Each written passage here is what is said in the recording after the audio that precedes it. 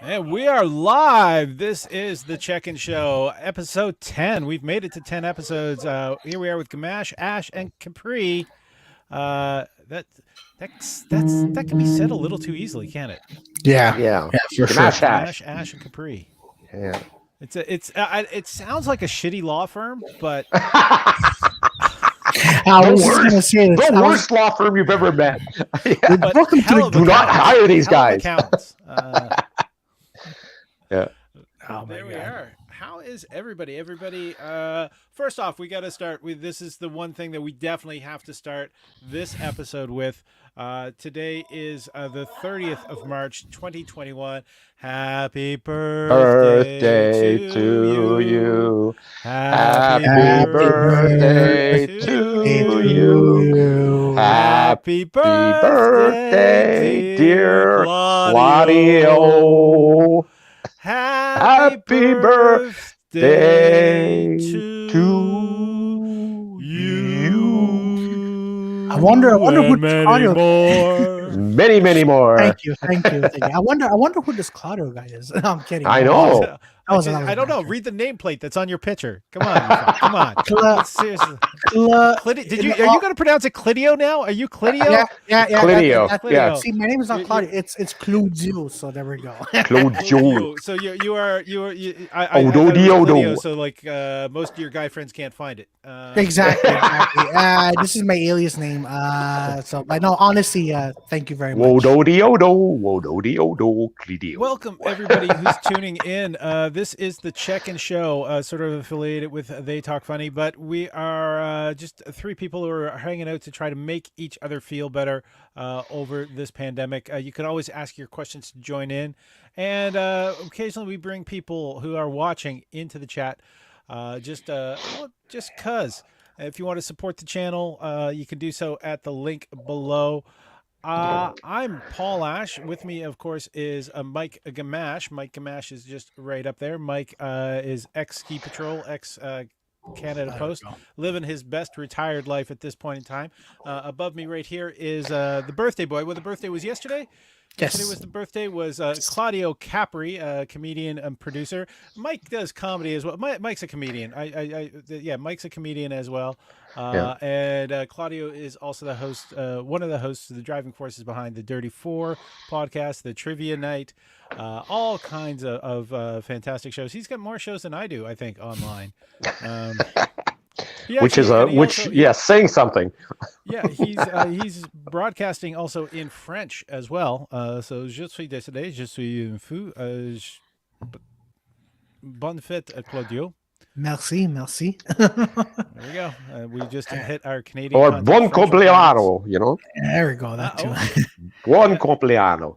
There we go. Oh, are you going to start an Italian? Yes, he's going to do it in Italian. Yes, he's going to do an Italian podcast. Just honestly, a lot of people were asking, but it's going to be very difficult doing an Italian podcast because yes, we do have an Italian community here in Montreal and in Canada, but it's going to be very difficult because obviously in Italian there's like different dialects. Yeah. I could like I was even thinking of doing jokes in Italian, like my stand, but it's gonna be really difficult. Yeah, it's the dialect. If you mess up a word, like if you see an Italian audience, and let's say you agree with like you have like a Sicilian crowd and another Italian crowd. If you mess up a word, they're not gonna find it funny because you're not finding that common ground.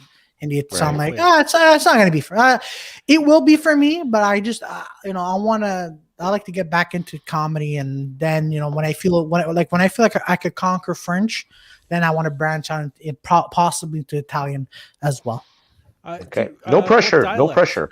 What dialect of Italian do you speak? Two of them, Campobasso and Calabria. So Calabria is where my mom is from.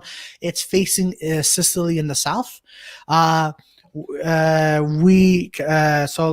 Calabria and Sicily, we sort of understand each other, but again, it's the words like one little word could mean something else. And then my dad was from the north. Not really the north. Starting to go, he was in Cabo Basso, and it was like a small village. Sorry if I don't remember the name exactly where he's from, but he's from that main region. But it's starting to go into the north in Italy. So yeah, then. I don't think I've ever seen pictures of your father. Your father was dark haired as well, or That's was right. he like Yeah, far enough north to be lighter haired, or the only pictures that I've seen of my father is when he was here in Montreal. So he had the dark hair, and obviously he had salt and pepper hair. So and then now you have me. Yeah. I so how did you feel about the movie True Romance? That scene about the talking to the Sicilians there with Christopher Walken and you know what, it was so actually I saw this like not too long ago. So True Romance is a very good movie. Did we talk about this on?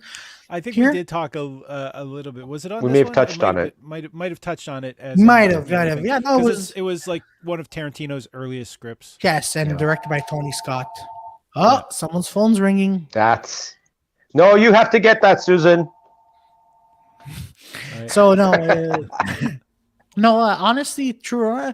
They did a good job. They tried, but honestly, for me, True Romance, James Gandolfini did the film for me, in my opinion. Yeah, he was fairly brutal. Yeah, just wasn't as smart as he thought he was. But then his death.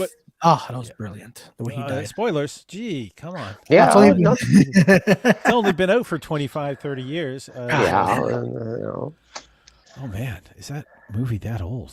Yeah. Gary Oldman did a wonderful job in that film too. Yeah. And actually, has anyone watched Barry?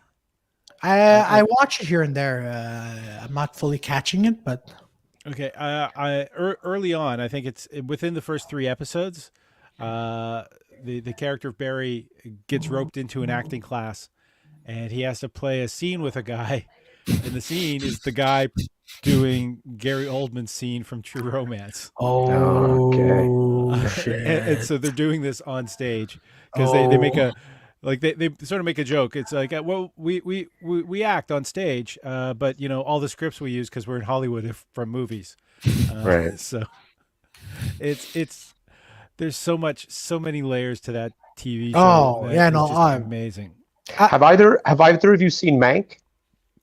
Mank. Yes, with Gary Oldman. Yes. Yeah. I think I've been Susan and I have been watching it on streaming, and we're about halfway through it, and I'm just so amazed. Good. He's very, very good in that. I mean, I hope he's nominated for that role because it's. I don't think so. I don't think. No? I think there's nominating for best costume, but I have to double check because I think he's going to be nominated.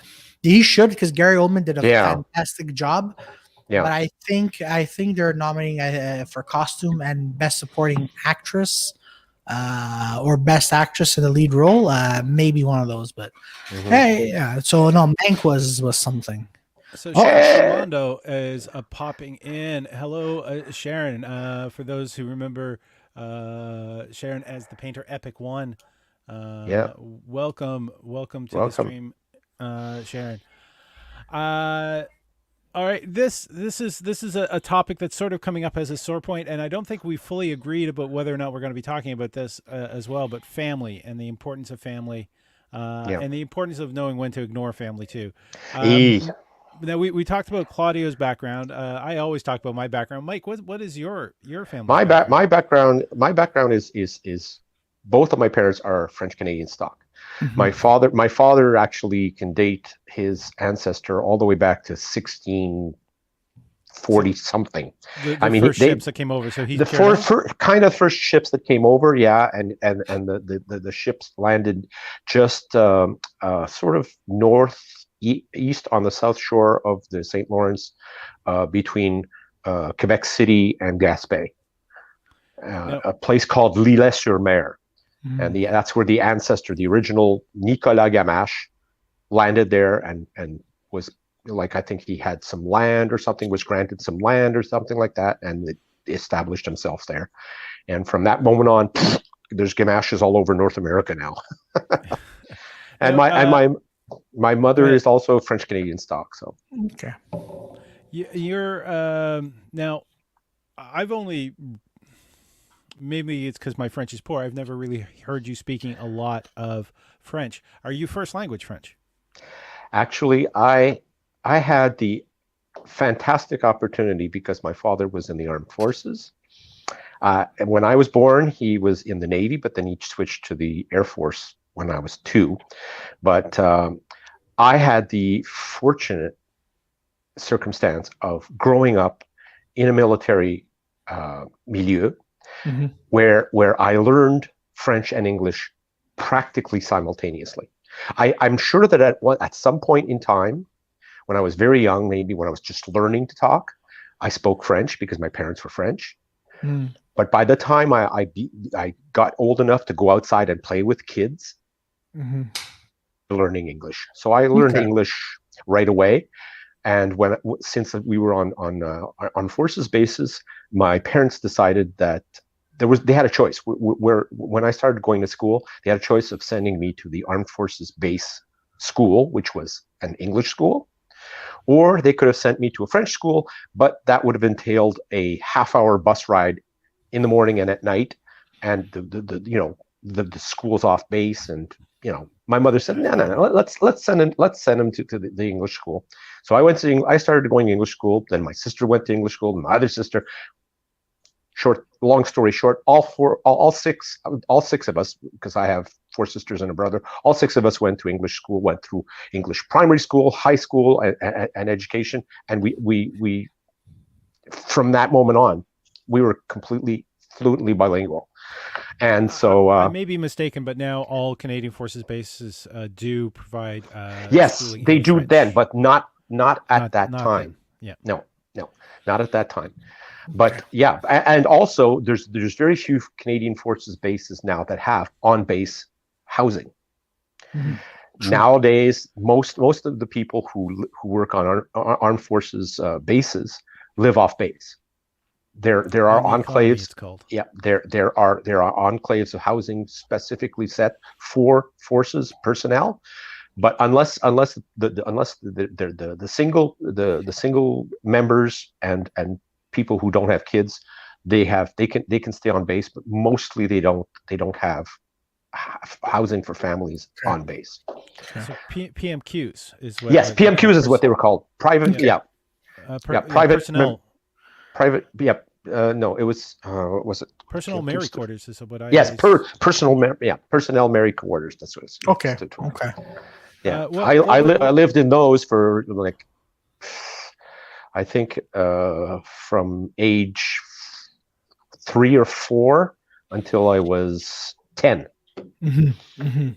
Awesome. So, okay. You're now. What trade was your father? Because my father was in the Navy, but his first 2 ships were aircraft carriers. He was on the Adventure and the Magnificent. Okay. So yeah, my father when he was in the Navy, my father was just a seaman, first class seaman, and when he joined, when he left his dad, too. No.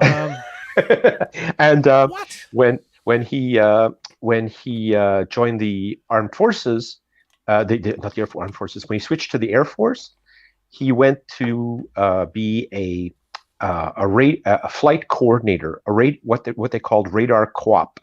It was a radar coordinator operations.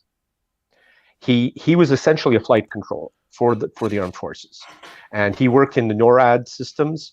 He worked at places where they had radar installations for the NORAD system, distant early warning system of North American radar air defense system, NORAD. Claudio, do you know what that means? No, I heard of the name a few times, but no. NORAD is the organization that, North American radar, air defense, and they're the ones who around Christmas time track Santa Claus.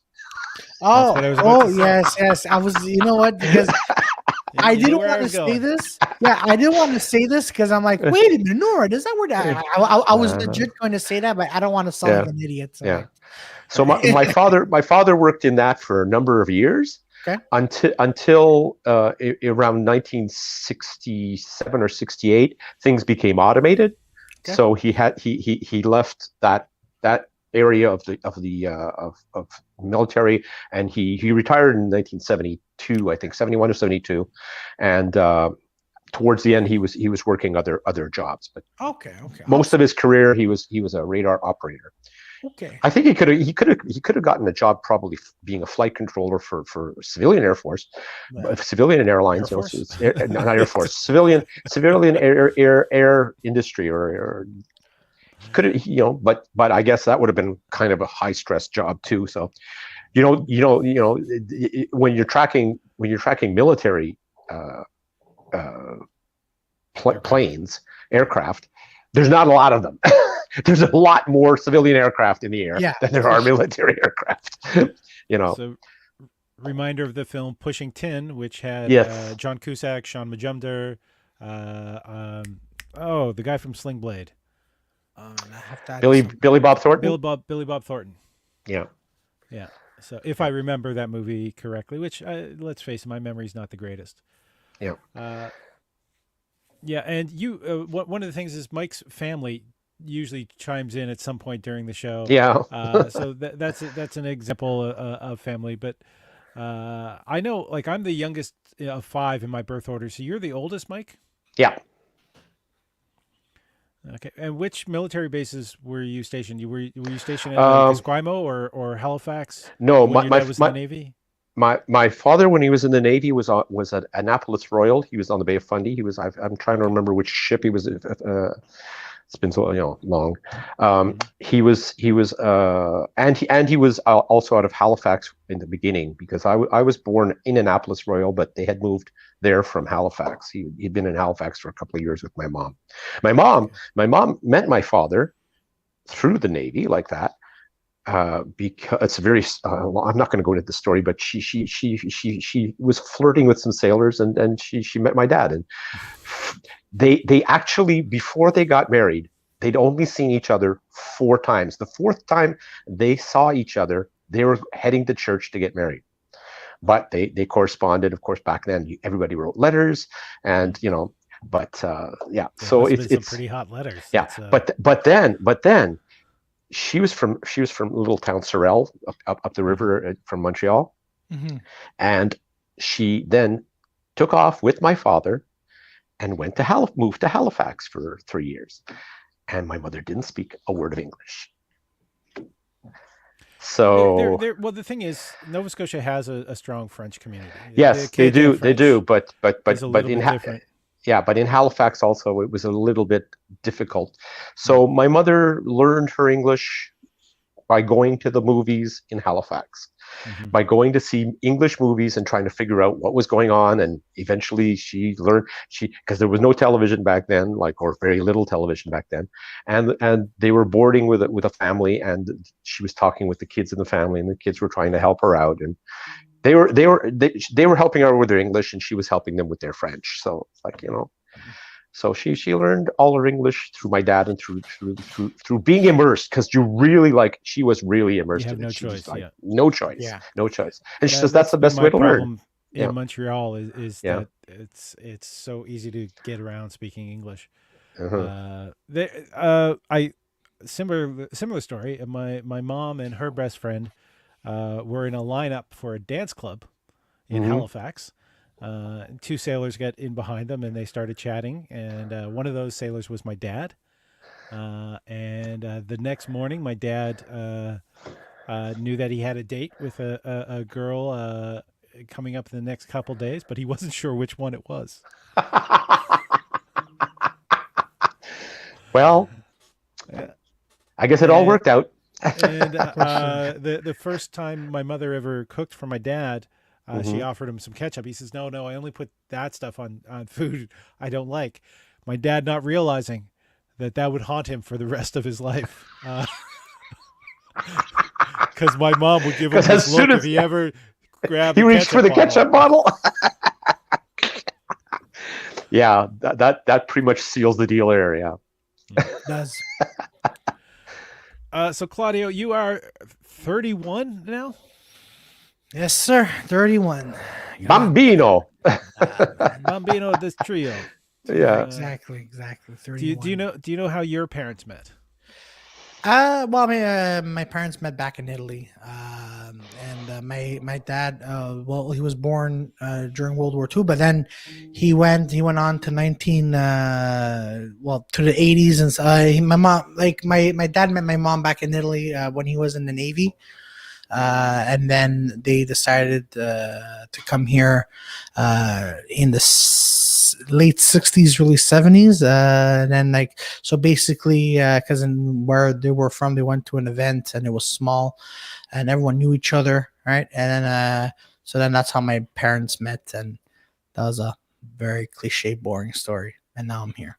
Definitely not a boring story. It involves two continents. It involves, exactly. Transcontinental romance. Yes. Yeah, exactly. And a settling together into the new world, which is yeah. Well, I mean, at first my dad came here to Canada first because he needed training, right? Because he got permission to train, and then he was also a history teacher in Italian. Mm-hmm. So he had two jobs, I would say. So and it was on the Laurie McDonald. It's on the 40 going towards St. Leonard. That's where he was teaching. And then my mom didn't, then my mom went back and forth from Montreal to Italy, back and forth. And then that's when they had my first sister. It was in 1971, 1972. Then my second sister is towards the late 70s, end of 70s, and then I was born in 1990. So that's how they met. I mean, to be honest with you, I don't know much. Like when I was younger, my dad was around. Yeah, my dad was around, and obviously, like he was because my mom was working because my dad decided to retire earlier, so he could raise me. But I don't like when I was younger. Like I know he was there, but I don't remember much of my dad. Then my mom would come home, but my dad would pick me up from school, help me with my homework. Then that's it. It was a simple life. I'll go ahead. Were either of your sisters born in Italy? No, they were all born here. Yeah, they were all born here. Yeah, they were all born here. Yeah. When your mother was doing the traveling, was she actually flying across in like the 60s and early 70s, or did she take the boat for a couple of when she came here, she took the boat. Transcontinental flights were when she came here first, she came by boat, and then she stayed here for a few months, and then she's like, oh, like I want to try flying, and then my dad's like, no. And my mom's like, all right. So then after that, my dad's like, no, I don't want you to fly because it's dangerous. My mom's like, no, I want to fly. And then she flew. She got scared, and then my dad's like, told you. But then when she came back, she came here again by boat, and my dad's like, you could have flown here. It would have been less hours. And my mom was like, oh fuck. So when she first came over, a lot of the people who emigrated, even up into the 60s, they would have landed at Halifax. That's right. And get on the train. That, I mean, I would think it would be an interesting story for her, how she felt taking the train through New Brunswick, because that's a story that you hear often from Italian immigrants. Exactly. They get on this train thinking, okay, we're going to go to Montreal, which is the next big city, and then they spend 10 hours surrounded by nothing but trees.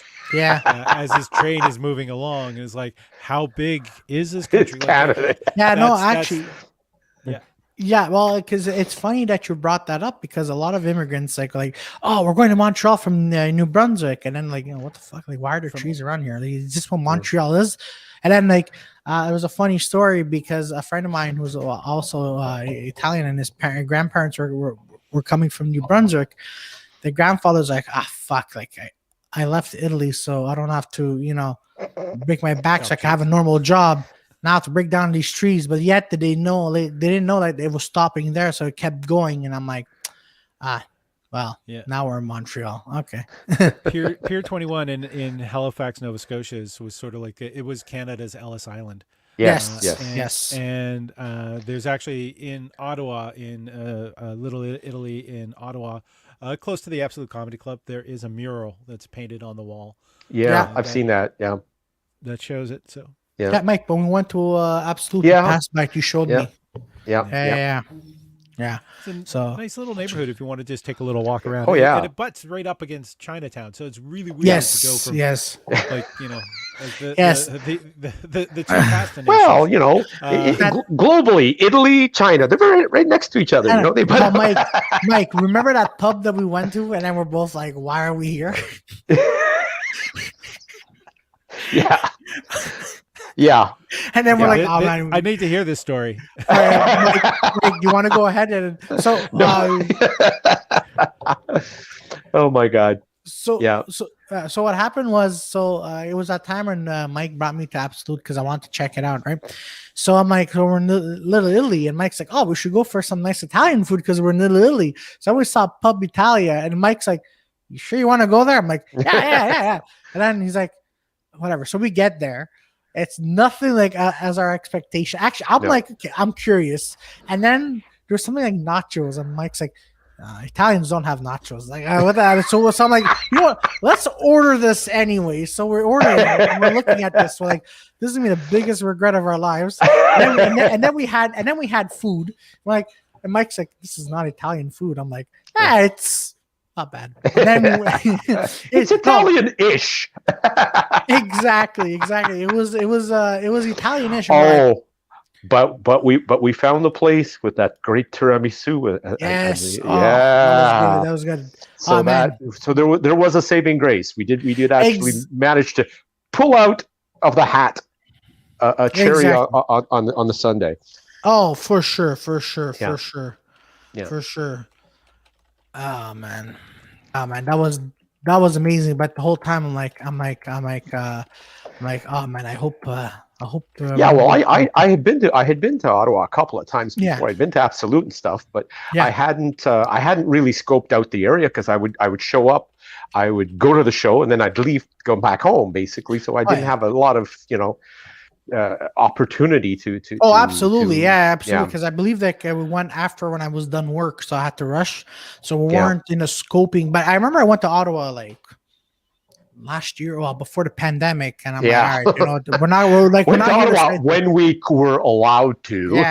I'm like, when we were there, I'm like, you know what, let's just get our dessert and go to Absolute because we're not going to go here for sightseeing. But it was beautiful. Like next time I like to go when everything opens up. I want to go back. Tulip Festival. That's a great time to go. Yeah. Yes, I heard a Tulip Festival is really beautiful there. I'm like, all right, look, everything's gonna feel like flowers. Like if you hate greenery. Well, if people like skating, it's great to go in the middle of winter so you can skate on the canal. But and you don't want to go to the Tulip Festival and stomp all over the tulips. They kind of get upset at that. or if you go to Tulip Festival, or if you're allergic to flowers, wouldn't choose. A friend of mine went to the Tulip Festival and he was allergic to flowers. So God, yeah. He had like red, and then his girlfriend's like, are you okay? I'm like, no, it's good. And then his girlfriend bought 2-3 tulips and he put it in his car. So as he's driving, all you hear him is going, oh God. And his girlfriend's like, are you okay? No, I'm fine. No, that's okay. I'm going to die soon. I'm willing to die for you. That's it. Exactly. If it's your pleasure, then I'm willing to die. That's an expression of love. Was definitely, it was a very gross expression of love, especially if he sneezed and got it on the windshield. It could have been dangerous. But then like a month later, those flowers don't last, and my friend's like, a month. They don't last much more than a week. Oh, look at that. And his girlfriend's like, we need more flowers, and then he's like, yeah, we do. He died in the car. From a wreck, no flowers. Oh my God! Wouldn't he definitely liked that girl? Did he marry that girl? Yeah, Did she appreciate it? Yeah. Like Yeah. she better have appreciated like everything Oh, that he was willing to put up with. Oh Yeah. yeah, no, and then my friend like we met up with them the next day, and he still had allergic reaction. So then I'm like, hey guys, there's flowers. My friend, my guy's like, oh man, the heck these damn flowers. Has he found medication that can help him now? I mean, geez, there is such things as Yes, but antihistamines. oh yeah, but no, but now like like now he's not going to these tool festivals anymore. So I goes, Learned oh his yeah, lesson the me hard to win way. her over.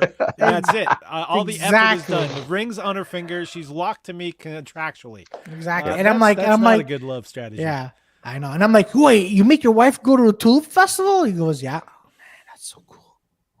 Damn it. But Yeah. I like how it just got awkward very like now. Like, yeah. The fact that you make the wife go to the tulip festival. Do you mean make her go alone, or do you mean?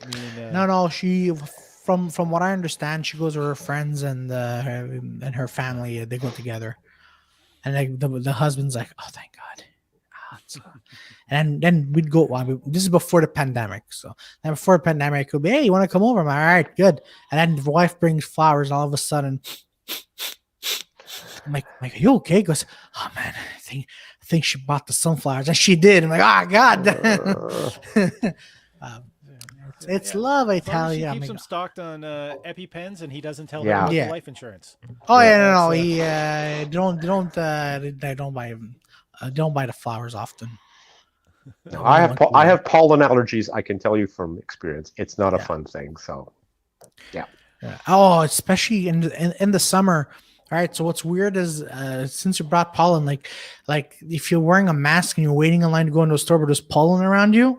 That's have fun with that. You'd be in the line going, and people look at you like they think you're crazy. And I'm like, and then and then I would take out my tissue and I blow my nose, and everyone looks at me like, crap. Like, what do I tell them? I don't have COVID, but would they understand? Would they think I'm bullshitting? Like, that's a really stressful time for me. Like during pollen season, going away for a store. Soon, everybody's going to be, getting the vaccine. I mean, I got mine last week. Yeah, I got mine last week, and it was fine, no problem at all with the thing. I mean, I had a little bit of a sore arm from the injection, but I've had that with other vaccines, with flu, with shingles vaccine. I've had that same reaction, so it wasn't like, oh my God, I got the vaccine and I had a horrible reaction. No, it was all good. Oh yeah, good. As long as my mom, she's been her arm was sore for a week. Yeah. But then after that, she has to go back for a second vaccine, June or July. Yeah, mine's July. Yeah. Okay. No. As long as at this point, as long as you're vaccinated, like even for me, like if you want to travel, right, you gotta be vaccinated, or else. Well, it's highly recommended, and it's exactly. I mean, eventually everybody's going to get vaccinated, but you have to. We're sort of like halfway through now. It's just we're not. Well, we're not even close to halfway through. That's true. No. That's true. I'm sorry. I take that back. I found out this is a thing. One of my roommates is immune suppressed. Oh yeah. And he was told that he should be able to bring a helper that he lives with to get vaccinated. He's getting vaccinated in the next group, which is group 8, because they're doing 7 now. Mike, you were part 7. Yeah. And just been informed, since he's not mobility challenged, he doesn't get a helper vaccinated. Oh, okay. So I'm not. That's unfortunate. Till wave 9.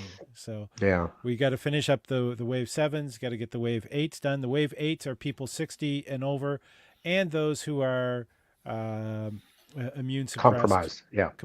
Compromised. Yeah. And then the next wave is 50 and over, and that's going to be my group. Just wanted to point out, Claudio, you do a lot of stuff online.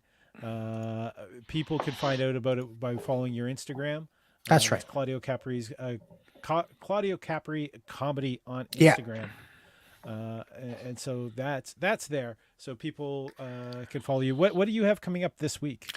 So this week, tomorrow night is 3 Men in a Podcast. We have the owner of Stogie's, downtown. It's a cigar lounge. So we're gonna talk to him about mental health, men's lifestyle, again cigars, and we're also because he's the owner of that Stogie Cigar Lounge, and we're just gonna check in because we want to know, well, not exactly when things are gonna open up, but we want to know like where he's standing right now. And we want to Mhm. know, we want to get his idea because apparently, again, don't quote me on this. This is, and he told me this. He goes, apparently, we're going to be opening things are going to be opening up by the summer. I do not know. We do not know. So we're going to talk about our like what we think is going to happen. We're not experts, but just give our opinions. Men's mental health, how he's dealing with this, with this his anxiety. What keeps him strong. What keeps him moving forward. So that's what we'll be talking about tomorrow night on 3 Men in a Podcast. I just want to point out that like BC, I think, has the earliest March break in all of Canada, Yeah. Mhm. and they are now hitting a spike because Yeah. of all the shenanigans that went on during Yeah. that Plus, March break. plus, these new variants are Yeah, proving to be a little bit more uh, problematic, aggressive. shall we say, Yeah, aggressive, yeah, in their spread. So it's all going to be contingent on whether or not we can get a handle on that. That's going to be the key. If we can limit the spread of the variants throughout the country, we're which going to is harder with be everyone very getting a little crazier exactly, with March exactly. break. But There's Easter on the weekend. There was Passover. There's things that people Yeah. want to do, but it's got to be not yet, not yet. But yeah, exactly. It's just, I honestly at this point, I'm just like, look, I just want to get vaccinated. That's all. Mhm. I'll cinemas opening. I'm going back to work at the end of next night with full time. The end of next month. Um, it, the idea of us it's being open for the summer is not that extreme, with the fact that the PM has said that the majority of Canadians will be vaccinated by July 1st, yeah, Yeah, right? for the first So dose, yeah, at least. Yeah, for the first dose exactly. at least. So yeah. that's something to kind of look forward to. But yeah, there's definitely that. And you have other shows. So that was 3 Men in a Podcast. Uh, Yes, and I mean, last night we were supposed to do our French pod, but it was my birthday, so I'm like, I don't feel like. I mean, I want to take time to myself last night, and then obviously that Dirty Four on Sundays. We're just four comedians just talking about everyday stuff. We have guests, and we just, we're trying to entertain the public, from going crazy for 2 hours, but we make them go yeah. crazy. But I mean, In other words, this nothing. show is more this is for us by us, but we're inviting everybody who's watching to hit like, Yes, Hmm. hit us with a question. Yes, exactly, definitely. exactly, And you exactly. all, are you still doing your movie trivia nights Yes. with So actually, Victoria? See, look, yes. Since you, I know your schedule better than you do, because I asked you and what you have coming up, and you mentioned one show, and I had to uh, prompt you for two more. this Thursday we're gonna be doing James Cameron trivia Oh, night. Aha. So I'm okay. gonna I have a behind the scenes James Cameron story from Titanic. Ah. Well, Ooh. Yeah. you'll have to pop in and give it to it. Exactly. Yeah. No. So I still have to make the questions though. But I don't know. James Cameron. I'm gonna ask questions about True Lies, Terminator 2, uh, Terminator Avatar. 2 was actually mentioned on the last the Battlecom that happened last night too. Yep. Yeah. I tuned It's in a little bit. I liked You it. didn't I'm say like, hi. I I didn't give. see you in the I give. chat. I you see. I give a thumbs up. If you come and you watch and you don't say hi in the chat, like, we feel like Yeah, personally, I'm a little sorry. hurt. So if you're I'm watching, yeah, sorry. like, say hi to us Hi. right now. yeah, yeah, Not just Exactly. Claudio, but like, yeah, even if you don't know us, say hi. Ask us Exactly. what's going on. Ask us some questions.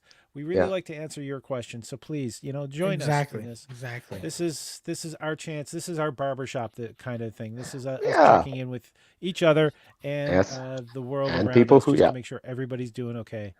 yeah. Um, it's Yeah. peace and love and harmony and all kinds of We're sweetness. trying. I know I We're sound sarcastic, but it just, oh, look at that. There's, yeah. Claudio giving us the Yeah, Claudio's No, no. threatening to fist us right now. Exactly, There he is. He wants to start it with a thumb, with the good Yeah. colonoscopy check. Ooh. Yep. There we go. Okay, Thanks, Fonzie. call His, us. God damn it. Yeah, we're trying to provide a service here, free of charge. So $5. No, $5. You'll get $5. You'll get Claudio's fisting service. What? Claudio's Yeah. got fairly large hands. Let's take a look at that. Look at that. Let's. That's a big hand. Can you zoom? Oh, no, you can't just focus on. And I got big hands. Yeah, just there we go. Okay, there you ladies. Yeah, he's got big hands. There we are.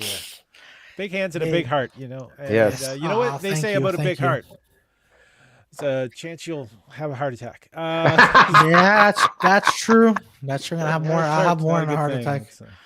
God damn it. Make a fist. You make a fist. That's supposed to be the size of your heart. There we go. Anatomically, that's what you're supposed to have. Oh man, I hope I get as your cardiac size. So yeah, but I just hope everything gets back to normal so we could start living again. All right. So we've got the 3 Men on a Podcast, the French 34, with 34, the movie trivia night. Do you have anything else that you do regularly? Well, I mean, now I'm trying to get back to motivation to writing, so I'm writing more jokes because when we hit the stage, podcast wise, but yes, nope, nothing, no podcast wise, just all those, just want to expand my branches, as they say. And here's the thing, I'm gonna I'll point to this right there, which we can't quite see. Just I'm gonna point this out for anyone. Yeah. Look at the duck there. Yeah. It is the StreamYard duck. That's the people that allow us to do it, because I'm using StreamYard, Claudio's using StreamYard. Yeah, anyone that wants to stream. Do you feel like you're wasting your time in doing this, Claudio? Are you enjoying the time that you have? I'm enjoying this. Hold on. You mean with this or in general? In general, what you're doing with streaming, is it healthy for you to be doing this? Yes, it's healthy, and at the same time, it keeps my mind busy as well. Because not only for the check-in show, but for other shows, and it's good. Personally, it's good for comedians to be doing these kind of podcasts. So it helps you to, even though if it's online, it gets you comedy-wise ready. For me, it's I'll be honest with you, it's not really helping with the anxiety, but it's making me face my anxiety. I don't know if that makes sense. Talk about it, so it's staying less in your head. Yes, exactly. And then so then when we get back on stage, I'm ready, because I'm like, hey, listen, you know what? People tune into to the live stream, so they can listen to 5-10 minutes about me being dumb. But it's so that's why I love this, and I love to communicate with people anyway, because, and again, this is coming from my point of view. It's for the time being, it's everything has to happen on social media, right? So we have to blend in. We have to try to get our social media skills out there. So then again, when the time comes, we're like, listen, we're ready. We can do the YouTube. We can do everything. And, we could, even though we see live people, we're ready, Yeah, you can transition back to one-on-one live performance. Yeah.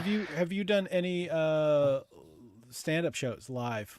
Online. I've done a few of them. There's actually one that's really good. His name is Luke Lindale.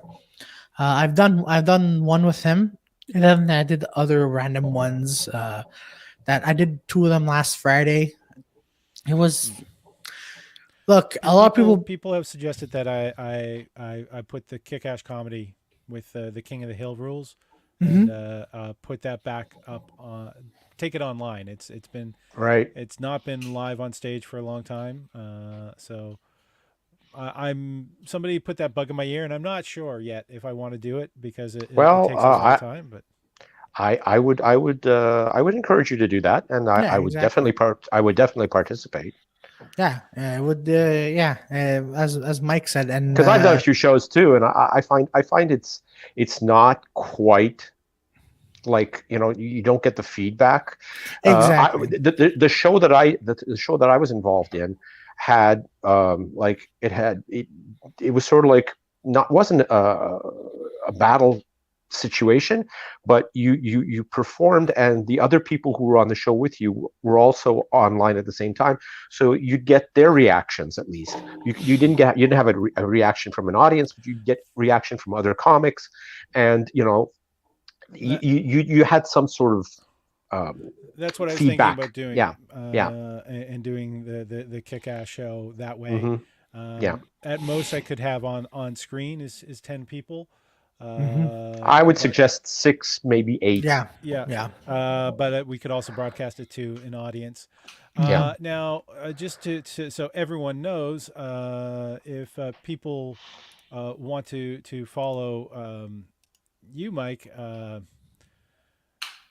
like I on Facebook, and I've actually reactivated my Twitter, but I haven't been on it enough to have a real presence on Twitter yet. So I'm hesitant to throw my handle out there. So, no, but do it. I'm on Twitter.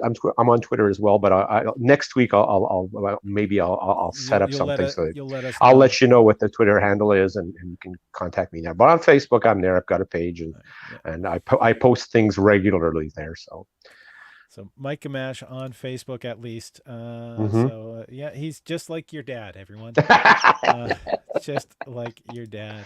My parents never got on Facebook, so I guess I have that to be a little bit thankful for. hmm Claudio, what episodes of shows? Do you know how many shows you've done since? Uh, Uh, are you talking about the podcast or are we talking about yeah. in general? Right now we are at episode. Give me a sec. We are at Well, this is episode. episode 10. Yeah. You've been on every one of these ones. Yeah, Yeah. exactly. For Dirty Four, we've been on episode. I will tell you 42, 45. We're episode 45. It's 45. gonna be 46 this Sunday. So Boom. yeah, it's gonna be. Congratulations on that. Yeah. Well Thank you, done. thank you. If I'm can take just a little moment. Go ahead. This is episode 10 of They Talk Funny. Tonight is going to be episode 49. Sorry, tonight is episode 49 of They Talk Funny. This is episode 10 of the Check-In Show. And Wednesday is episode 49 of the Love Doctor live stream. hmm Uh, Yeah. and the following week, that means it's going to be episode 50 of They Talk Funny, episode 50 of the Love Doctor live stream. So I've got some special stuff planned. Excellent. I do want to state that tonight for They Talk Funny, my guest is Andrew Albert. So that's going to be at 8 p.m. Eastern Standard Time. Andrew Albert is originally from New Brunswick, started comedy in Montreal, was based out of Halifax, and then Calgary for a little while. He's toured this country. He's played in the States doing stand-up. Different style than a lot of the comics that I've had on, but he does have 2 albums out. So, and he's also a sketch performer. He was with Picnic Face before they went big. He was with them. He was also with Yikes.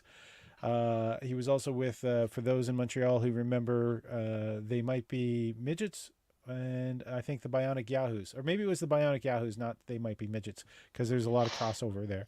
Right. But Yikes was a sketch troupe that he was in that also included Mike Patterson and the father of Flat Earth Movement himself, Matthew Leonard Boylan, James Murovich. So a lot of people came out of that troupe. But the big news is I just got confirmed. The bio just came in. The email just came in. My guest next week on They Talk Funny is Ben Miner. Ah. He is the host of Sirius Canada, Sirius XM's Top Comic Canada. He's toured this country. He's been on television. He is, in my heart, the front runner to play Puck in the Alpha Flight movie from the Marvel universe. Because come on, like he's Puck. He's like the right height, and he's also somebody who's gone through dramatic weight loss in the past 10 years. So he's a super And he's gym and freak. he's funny and he's And he's funny as funny. fuck. Yeah, he wouldn't be on the show if he wasn't funny as fuck. No one gets on that show. Like they have to be established and have a writing Right. style that can be poked to, like well-defined writing style that audiences respond to, and that's how you people get on. And that's They next Talk Funny. week. That's the That's next next week's week. show. That'll be Excellent. next Tuesday evening at 8 p.m. Tonight it's Andrew Albert, and as Hmm. you said, another guy Also good guy. who's funny. Yeah, it's in the title. They talk funny, right? Yeah. So we're gonna be seeing that, and Nice. yeah. Love Doctor show is going to have Kaya Coco, who's always a fan favorite, and a first time on is Mona Perverse, who was in the production studio for the big 12-hour show that we did last Saturday night for the Trick or Tease telethon. Telethon Productions did a spring break special raising funds for Stella, and that was a very successful show. So we raised a lot of money for Stella, which Good. we're very thankful for. Bravo. Bravo. Yeah. So yeah, and I'm gonna be posting some clips. There's a clip of my interview with Allison June Smith on Instagram. So I'll be posting more clips from the interviews that I have been doing. So check out the other social media, all of which can be found at my link tree. Sorry for covering up your face there, Mike. So it's linktr.ee/Paul Ash. And that's the many ways to find there. Were you brushing your teeth against it? No, what I was reading. I was reading very closely there. I was just my bifocals, my trifocals actually. So that's all that. Now, yeah, let's. I very quickly just before we went live, I subtitled this the show Family, because family is important, and family isn't just the people you're biologically related to. Family are the people you choose to hang around with. And I'm choosing to hang around with the two of you because I enjoy your company and I respect your opinions. Reciprocal on all fronts here. And when you're doing stuff that satisfies you, makes you feel fulfilled, it is definitely not a waste of time. And Claudia, you told me about your dad, and you told me, like he was a man that like he actually retired early so he could be spending more time with you, right? Because that to him was the priority, and that was what was important to him. And so yeah, just you taking the time to do something that is good for you and good for the people in your life, your chosen family, is fucking important. Thank you. Thank you. It means a lot. Let's think about that. I wish I could have got you a birthday gift, but honestly, you both are. I know you both are amazing enough. I don't need. You gotta remember last year he had scheduled a roast on his birthday that got canceled because of the pandemic. So when this all gets sorted out, we're gonna have a roast for. We're gonna have several birthday roasts worth of roasting for you, Claudio. So yeah. Oh man, I don't know if I should put this out there, and I don't know if anything will come out of this. I didn't really have a birthday last year because of everything that happened. Mm-hmm. But the year before, which was a big milestone birthday, we sort of started making plans, and then just went, oh, it's going to be too busy. Mm-hmm. And so I never had a 50th birthday. Oh yeah. So it's been 2 years I've not had a birthday. I'm not sure if I should rewind the clock a little bit and have my 50th birthday. Oh yeah, definitely. Why not? By all means. Oh hell yeah. I don't know how we're going to do it, but I feel the need for a birthday party, just and also the chance to have a celebration. I'm not brave enough like Claudio to have a roast on my birthday. I'm not that guy. If you don't mind me saying, like, you could just do like a regular comedy show for your birthday. Like have 3-4 comedians. But a 50 blowout is very good. Yeah, you gotta. I mean, everybody will have had pause on their birthdays. I mean, absolutely. I was speaking with somebody just the other day they said this is my second pandemic birthday. I said, well, they don't count then. If you have birthdays in a pandemic, you can actually just say no, they don't count. I'm on pause.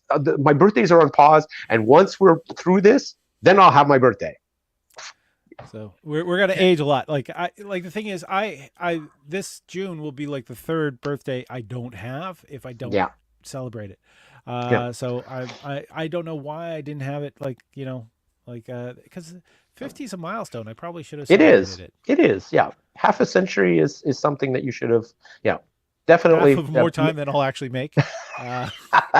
But seriously, I need to get a little bit healthier. Yeah. But Oh no, I've honestly just trick is just drink a lot of water and it's gonna change. Not it will not do much, but no, it does do. Look, a Oh, lot of people can't water. choose my age, guess my age easily. Yeah. But I've always drank a lot of water. I do joke. I tell people that alcohol is a preservative. That's why I yeah, look young. But it's I got carded. I yesterday at the SAQ at the SAC to go get a bottle of Take your it. wine. mask on, Take it. right? Take it. I Take did. it. Take it while it lasts. Yeah. I did, and then because my hair was short, but then the only thing because I don't know if you noticed because I have a habit of just doing this most of the time. The guy goes, Monsieur, I'll see it in English, sir. How old are you? I'm like 31. He goes, oh, okay. I'm like, and I had the leather jacket that I usually wear. And then Claudio still 20. Yes, you know what? Alpha, I'm still 29. But yeah, it's but like I'm having a little bit of gray hair, but suddenly the guy goes, yeah. okay, so I'm like, you know what? Like I'm not taking off my mask, but I just gave him my driver's license. He goes, wow. He goes, It's that baby face, that bambino face. I know. I, Especially when I shave, I'm like, all right. I got two kind of quick stories. Sure. Yeah. One, I'm not sure I should tell. What's the Then statute by of all limitations? means. I'm not sure. But the easiest one, when I was close to your age, I was 28 or 29 years old, Claudio. Mhm. I was moving to Halifax, went out for a pub crawl with some friends to sort of like say goodbye. And one of the bars we went to, three of us got carded. Two of the guys were 19. Okay. But I was 29, 10 years Yeah. older than them. And there were some guys who were older than us. Most of there was 8 of us, I think. And so 3 of us got carded. And the other guys, they got the look, and then I got the, sorry about that, sir. But it was Yeah. kind of nice. I'm still not sure I Well, should say that other story. The DIY Muggle guy is saying the year following vaccinations is going to be one well celebrated for years. If we yes. take a look at post the Spanish flu pandemic, Yeah. that's when we got the dirty 30s. That's when we got the Well, you got 20s, you got the flappers, roaring 20s and then the dirty roaring 30s. Yeah. 20s. Yeah. So these are things that are going to come out. People are going to swing either way. They're either going to be very puritanical, or they're going to be like on the Love Doctor show. One of the things I've discovered and learned is that the breeding fetish is a lot of people are finding that really hot right now. So I don't know if we're going to get a baby boom or not, but it's people are missing physical contact, and to the point that they're actually thinking of the more extreme Right. kind of fetishes and getting off that way. Yeah, my carding story is a little bit. I have one that's a little bit different from yours, because I always looked considerably younger than my age, and when I was like in college, in high school and college, I could never go to bars. I would get carded every damn time. And when on my 18th birthday, I went with a group of about maybe 6 or 7 guys to my first outing with my goddamn ID, and I was legal, and we go to a pub, a brasserie type thing, and we're sitting there at the table, and the waiter comes over, and he sizes everybody up, looks at me, and says, "Can I see your card, sir?" And so I go, "Yes, you can." There was not a single other guy who was of age to be in that brasserie. I was the only one who was legal, and I thought, do I really like just say, card these guys too? Oh yeah, you. But I be a bit of a dick. Yeah, I could have been a dick. Yeah, but one of the guys in particular, he was younger than me by like maybe. They all were if they were of age. Yeah, they were all. But this guy was like 6 months younger than me, so he wasn't really like super young. But I swear to God, this guy was 17. And he looked like Woody Allen in his 40s. and he was 17. Did he And have a kidney condition or something? receding hairline, glass. We called him Woody because Not because of the penis thing. Okay. No. His name was Bob McFarlane, but we called him Woody, and it stuck because he just looked like Woody Allen. He was nebbish. In his 40s. He was very nebbish, but it was what province was this? This was here in Quebec. In Quebec. Okay. So this He was 18. Mike, you are somebody who can actually answer this question for me. Yes. So back when you turned 18, driver's license didn't have pictures on them, did they? No. So you actually had to get what in Nova Scotia we called a liquor ID card. So you had to get a photo, proof of age card, liquor ID card. So it would be a laminated plastic one. I had my first one of those. Please not. I don't want to be arrested for this. I had my first one of those at the age of 12. Oh boy. Now, what happened was a brother of mine passed. His personal effects came home, and I grabbed it so I could have something to remind, and then realized that I could kind of use it. I physically didn't change a lot between the ages of 13 and 24. Right. So even though I got carded when I was 29, I was not used to being carded because I wasn't being carded when I was 14. Right. And there was one time I being the guy that could go into the liquor store or the Nova Scotia Liquor Commission. Right. And I normally wouldn't get asked, but I always had the card. And I could get into bars. I saw the band Nazareth, I think, when I was 15 years old, live in a bar. I heard about that band. Yeah. Love Hearts. They're one of the greatest cover bands of all time because they have so many hits that they did not write. They did not write, but fantastic band. Still going today. Oh, yeah. Yeah. And they are Scottish at that. Yeah, they are Scottish. They're actually multi-generational because a couple band members have died, but some children have come in to replace them. Okay. So I had about $300 from the people in high school. We were going to have a beach party at the end of the year.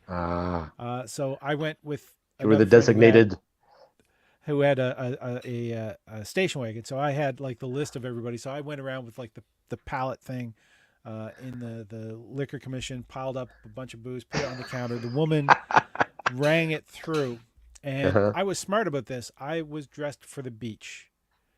And so I had like board shorts and a T-shirt on, but I don't think we called them board shorts at the time or whatever. But knee-length shorts. And I had the money all wrapped around my brother's liquor ID card. So she goes and she asks for them, she brings it in. I'm not being carded. This is great. I hand her the money. And then she's holding the money and she says, I want to see your ID. Or she said, how old are you? And I said, 24. How old are you?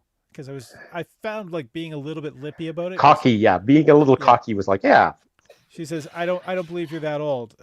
Show me your ID. So I reach in my pocket, I hand her the ID. She looks at it, and she looks at me, she looks at it. Now, one thing about my family is we all have the same face. Like it's very distinctive in my family. We all have the same face. She looks at the card, she looks at me, and she goes, that's not you. I said, of course that's me. She says, well, when were you born? I said, September 24th, 1960.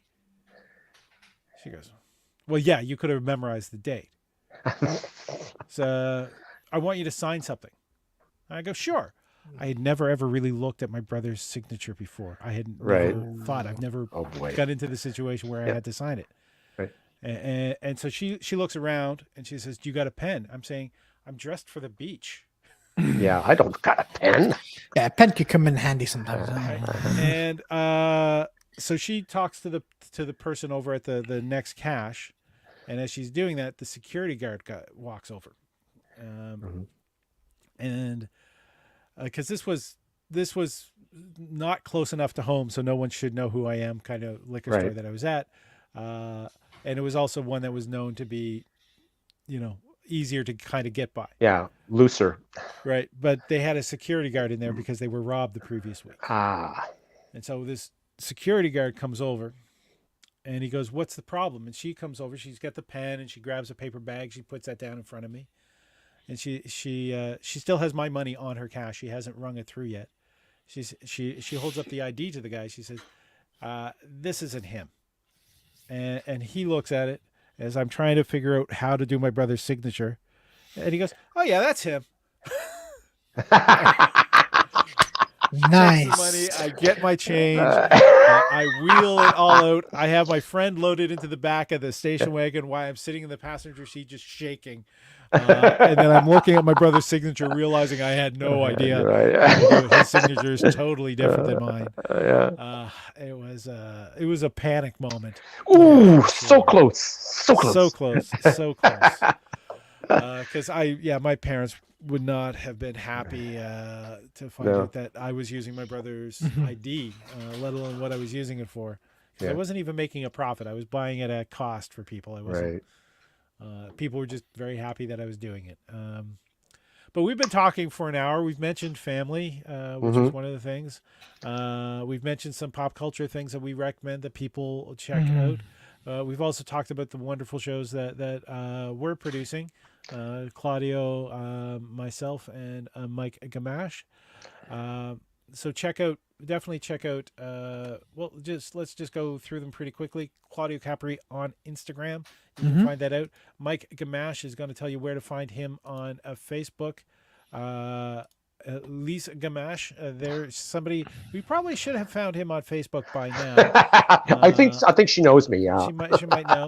And, I think she might know where to links find me. All my different shows, including if you want to help sponsor this show and keep it going, paying for the cost of running the software. It's right there. It's a link tree /Paul Ash. So linktr.ee/Paul Ash.